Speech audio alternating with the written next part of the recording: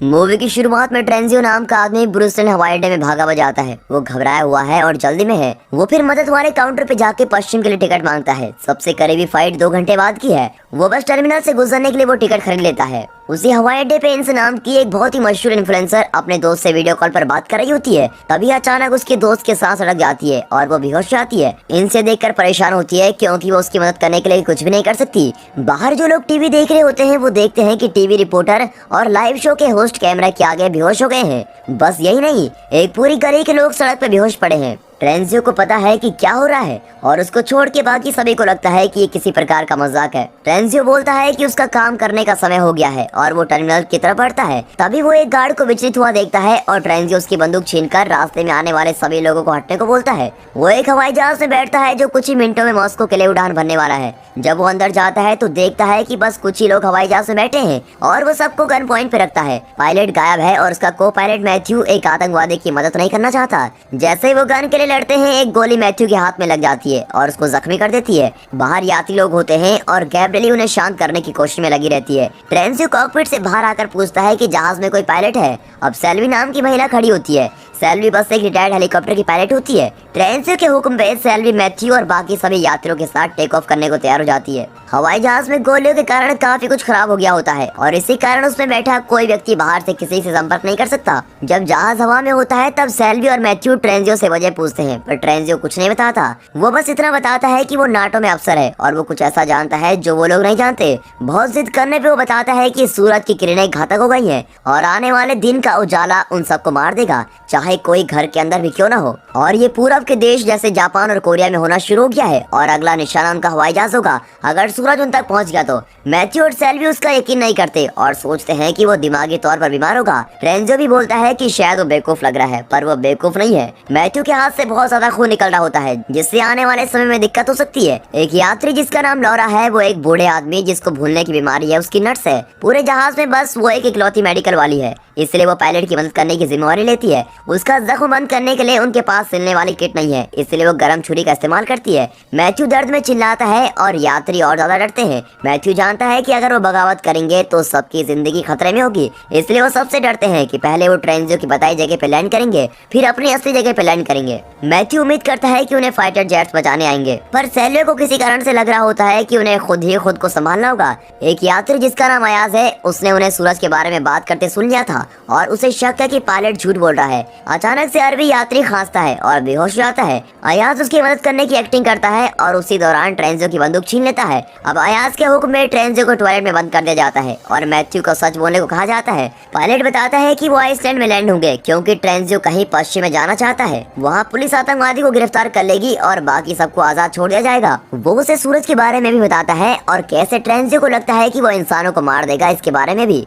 अब ये सुन के यात्री घबरा जाते हैं। उन्हें जहाज में बैठने से पहले हुई अजीब घटनाएं याद आती हैं और वो अपने परिवार को लेकर चिंतित होते हैं। उन्हें को बोलता है और उनके कैप्टन होने के नाते उन्हें बचाने की जिम्मेवारी लेता है। कुछ समय बाद वो आइलैंड के हवाई अड्डे पे लैंड करने की कोशिश करता है, पर वहाँ ट्रैफिक कंट्रोल उसे लैंड करने से मना कर देता है। जब उन्हें जमीन नजदीक से दिखती है तो वो देखते हैं कि काफी जहाज आपस में टकराए हुए हैं और लोग भाग रहे हैं। उन्हें समझ आता है कि ट्रेंजियो सच बोल रहा था, लेकिन रनवे के बंद होने के कारण वो लैंड नहीं कर सकते। जहाज में बस इतना ही तेल होता है कि वो थोड़ा स्कॉटलैंड के पश्चिम में लैंड करें, इसलिए कैप्टन यही करने का फैसला करता है और सब ठीक होने की उम्मीद करता है। वो ट्रेंजियो को टॉयलेट से बाहर निकालते हैं ताकि वो सब कुछ बता सके जो कुछ चल रहा है। वो बताता है कि उसने अपने 2 सीनियर से चुपके से सूरज की बात सुनी। उन्हें नहीं पता कि ये क्यों हो रहा है और ये कब रुकेगा। उसे बस इतना पता है कि अगर किसी को भी जिंदा रहना है तो उसे सूर्योदय वाली जगह से दूर जाना होगा। दूसरी तरफ जो अरबी आदमी जमीन पर बेहोश हुआ था वो अभी भी वही है। उसे सांस लेने में दिक्कत हो रही है और उसे हार्ट अटैक आने वाला है। अपनी आखिरी सांस के साथ वो बोलता है कि उसने हीरे निकले हैं।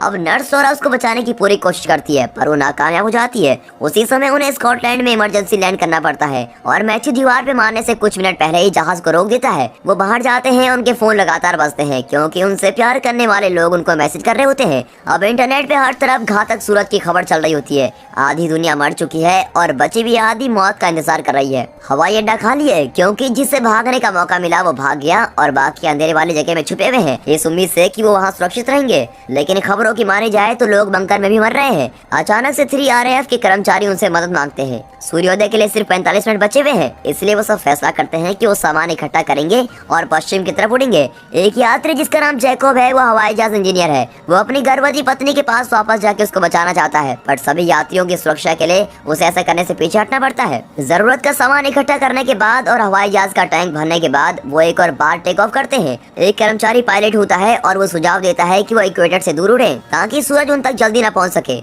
उनका अगला स्टॉप कनाडा है, जहां वो हवाई जहाज में तेल भरेंगे और रेडियो को ठीक भी करेंगे। कुछ समय बाद इंटरनेट ठीक हो जाता है और उनके फोन बजते हैं। उन्हें अपने प्यार करने वालों का आखिरी मैसेज मिलता है, जो पहले ही ब्रुसेल्स में मर चुके हैं। फिर आदमी को एक खबर मिलती है जहां लिखा है कि इस दुर्घटना का कारण सूरज की पोलैरिटी है। एक और यात्री हॉर्स्ट, जो मौसम एक्सपर्ट है और सूरज की पोलैरिटी समझता है, वो समझाता है कि हर 11 साल में सूरज का मैग्नेटिक फील्ड पलटता है और किसी को नहीं पता कि ये क्यों होता है। इसका दुनिया पर कोई खास असर नहीं पड़ा, इसलिए ज्यादा कोई खोज नहीं की गई। वो बता ही रहा होता है कि तभी अयाज को एक समाचार का पता चलता है, जिसमें बोला जाता है कि उन्होंने जिस RAF के सैनिकों को चुना है वो असलियत में अफगानिस्तान के आतंकवादी है। उन्हें गिरफ्तार करके वापस हवाई अड्डे से उनके देश ले जाया जा रहा था। तभी दिखाते हैं कि बाहर एक आतंकवादी की उस बुढ़े आदमी से बहस हो जाती है, जिसे भूलने की बीमारी है, और वो उसको धक्का मार देता है। इससे उसकी मौत हो जाती है और यात्री आतंकवादी के खिलाफ हो जाते हैं। सेल्वी मैथ्यू को खबर बताती है और वो दोनों फैसला करते हैं कि वो कनाडा लैंड करके उनको छोड़ देंगे। अब कुछ समय बाद वहाँ लैंड करते हैं। सूर्योदय होने में 20 मिनट बचे हैं।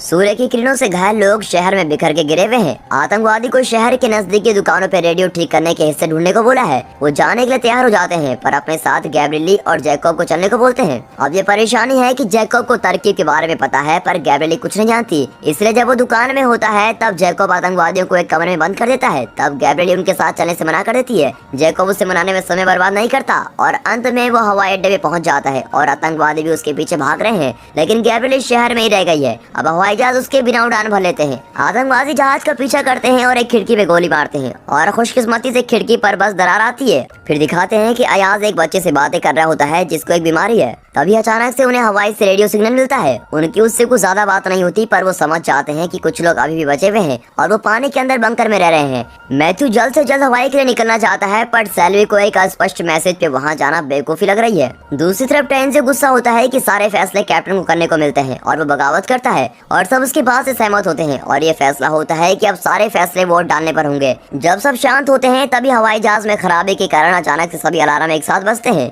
सब परेशानियों की जांच पड़ताल करने के बाद मैथ्यू को पता चलता है कि एक आतंकवादी जो पहले जहाज का पीछा कर रहा था, उसने खुद को लैंडिंग गियर से जोड़ दिया है। अगर वो आतंकवादी वहीं रहा तो वो लैंड नहीं कर पाएंगे। इसलिए मैथ्यू जितना हो सके उतना ऊपर उड़ने का फैसला करता है ताकि तापमान और ऑक्सीजन की कमी के कारण उसकी मौत हो जाए। और इस सब में वो दरार वाली खिड़की के बारे में भूल जाता है। दबाव में फर्क के कारण खिड़की टूट जाती है और जहाज में शोर मच जाता है। चीजें आसमान में उड़ती हैं और यात्री खुद को संभालते हैं। मैथ्यू जल्दी से जहाज को नीचे के लेवल पर उड़ाता है और जैकब लकड़ी की मदद से कुछ समय के लिए खिड़की को बंद कर पाता है। सब शांत हो जाते हैं, पर डोमिनिक की सांस लेने वाली पाइप आसमान में उड़ गई होती है, जिस कारण उसको सांस लेने में तकलीफ हो रही है। अब अयाज एक तरकीब सोचता है और ऑक्सीजन पाइप से उसकी सांस लेने वाली ट्यूब बनाता है। कैप्टन सबको बताता है कि वो हवाई नहीं जा सकते क्योंकि इस लेवल पे वो ठीक समय पे हवाई नहीं पहुंच सकते। सबसे सही रास्ता अलास्का में आटू नाम के टापू पे लैंड करना है और इतनी अशांति के बाद भी वो आतंकवादी वहीं लटक रहा है। अयान, जैकब और ट्रेंजियो उस आतंकवादी को देखने के लिए जहाज की जमीन पर छेद करते हैं। ट्रेंजियो अपनी बंदूक की मदद से अंधेरे में निशाना लगाता है, पर मुजरिम उसको खींच के बस मारने वाला होता है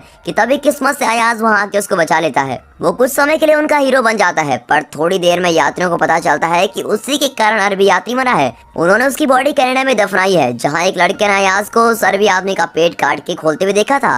अयाज ये बात कबूल करता है कि वो एक जासूस है जो ब्रुसेल से मॉस्को हीरे स्मगल कर रहा है। वो हीरे उस अरबी आदमी की मर्जी से उसके शरीर में डाले गए थे, पर उसने इंस्ट्रक्शन सही से नहीं सुने और वो मर गया। अयाज की आवाज सुन के कुछ यात्री विरोध करते हैं कि अयाज को भी आतंकवादियों की तरह छोड़ देना चाहिए, लेकिन अंत में वोट अयाज के हक में आते हैं। अयाज को हथकड़ी लगा के जहाज के बे में छोड़ दिया जाता है। अगले सीन में वो अलास्का लैंड करते हैं और दोबारा उड़ने से पहले टैंक को फुल कर देते हैं। जब वो हवा में होते हैं तब मौसम एक्सपर्ट हॉर्स्ट को कुछ अजीब लगता है। जो फल उन्होंने कनाडा से उठाए थे उनमें कोई स्वाद नहीं है। वो सोचता है कि ये इसलिए हो रहा है क्योंकि गामा किरणें इतनी गंभीर हैं कि वो खाने के एटॉमिक स्ट्रक्चर को बदल रही हैं। ज्यादा चिंता की बात तो यह है कि इसे खाने का पॉजिटिव तत्व खत्म हो रहा है। अगर ऐसा ही चलता रहा तो वो कुछ दिनों में भूख से मर जाएंगे। मैथ्यू इस बात को समझता है, पर वो बोलता है कि उनकी पहली चिंता सूरज से भागने की है। पिछले कुछ घंटों में उसने अपना आपा खोना शुरू कर दिया है। सेल्वी उसे आराम करने को बोलती है, पर वो उस पर चिल्लाता है जो वो कभी नहीं करता था। यात्री उसे जबरदस्ती आराम करने के लिए कॉकपिट से बाहर लाते हैं। मैथ्यू चिढ़ा हुआ है, पर वो अगले कुछ घंटे सोने का वादा करता है। कुछ समय बाद वो रेडियो पर एक सिग्नल पकड़ते हैं और दो पार्टियों को बात करते हुए सुनते हैं,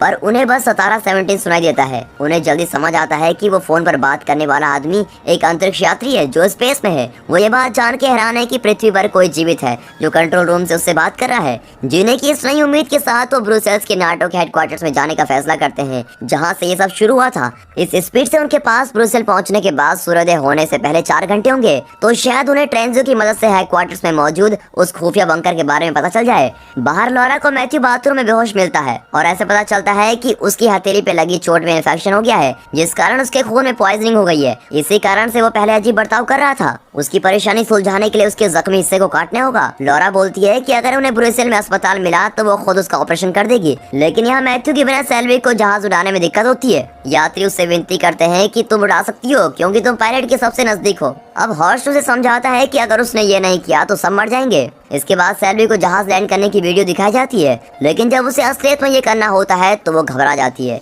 लेकिन अंत में वो बड़ी मुश्किल से सही तरीके से लैंड कर लेती है। फिर सभी सेल्वी के लिए ताली बजाते हैं। बिना ज्यादा समय बेकार करे वो 3 झुंड में बढ़ जाते हैं। 2 आदमी तेल भरने के लिए हवाई अड्डे पर रुकते हैं। जारा, लॉरा और उसके साथी मैथ्यू को नजदीकी अस्पताल लेके जाते हैं, जहाँ दूसरी तरफ ट्रेंजियो और रिक नाम का आदमी नाटो के हेडक्वार्टर्स में जाते हैं। अस्पताल में उन्हें बहुत सारी डेड बॉडीज हॉल में मिलती है। लॉरा हुक्म देती है कि सभी मैथ्यू को बचाने पर ध्यान दे, बाकी सबको इग्नोर करे। उसी समय सारा अपने बेटे और बाकियों के लिए अपने बैग में दवाई भरती है और दूसरी तरफ नाटो हेडक्वार्टर्स में ट्रेंजियो उन्हें कॉन्फ्रेंस के कमरा दिखाता है, जहां उसने सबसे पहले दुर्घटना के बारे में सुना था। वो बचे हुए समय में सारे कागज नहीं देख सकते, इसलिए रिक फैसला करता है कि वो सीसीटीवी फुटेज देखेंगे। जब रिक वहाँ पर नहीं होता तब ट्रेंजियो अयाज के टर्किश होने पर मजाक उड़ाता है और उनके बीच लड़ाई हो जाती है। वो गलती से अयाज को धक्का मारता है, जिस कारण वो बेहोश हो जाता है और उसका बहुत खून बहने लगता है। किसी और जगह रिक को अफसरों की बुल्गारिया में एक डैम के अंदर बंकर होने की रिकॉर्डिंग मिलती है। उस जगह का नाम 17-17 है, वही जगह जो उन्होंने कुछ घंटों पहले रेडियो पर सुनी थी। तभी ट्रेंजियो वहाँ आता है और कहता है कि अयाज पहले ही जा चुका है।